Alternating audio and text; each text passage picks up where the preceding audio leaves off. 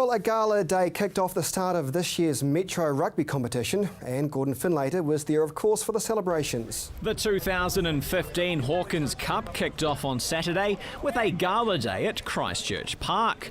The gala saw all 12 teams in the competition playing at the one venue for the first time in the competition's history.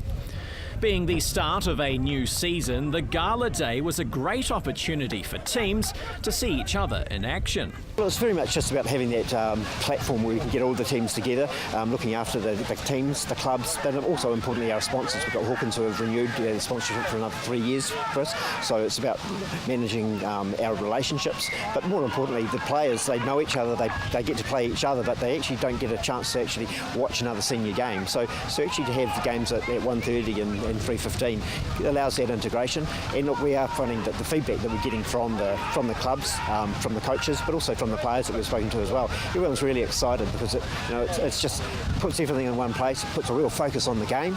And as you look around here today, it's just a wonderful environment. There's a real atmosphere here, so it's really exciting. The competition sees a range of age and skill levels competing, with players fresh out of secondary school and age group rugby right through to veteran rep players.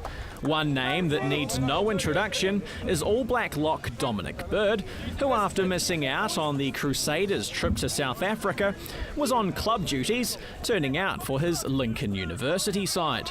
At the end of the day, we all love to see the elite players and the professional players playing club rugby.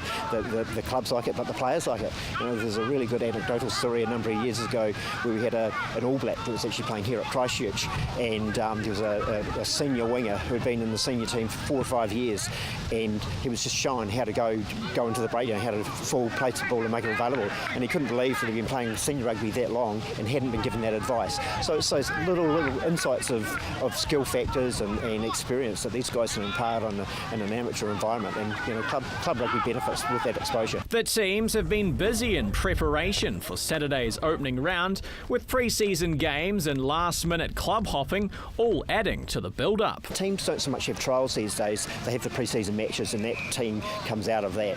So, with the end of pre-season matches last week, we saw a little bit of player movement in this last week, because if they haven't made the run-on squad or look like they're sitting on the cusp, then they are looking for those opportunities, because everyone thinks that they're a really good player and we love to see them involved. So if you haven't made it with one team, you are going to see if you can get a start in another senior team.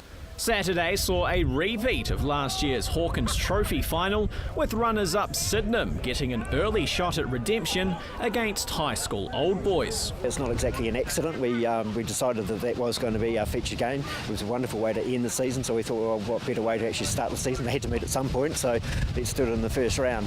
So yeah, that is their main game down here today, and who knows what will happen. I think there's a couple of changes, not so much within the team environment, but certainly at the coaching environment. We've got Brendan Nolan, who's come into town now, and so he's at Sydenham from over at Littleton. So it'd be interesting to see what sort of influence the new coaching has on the outcome.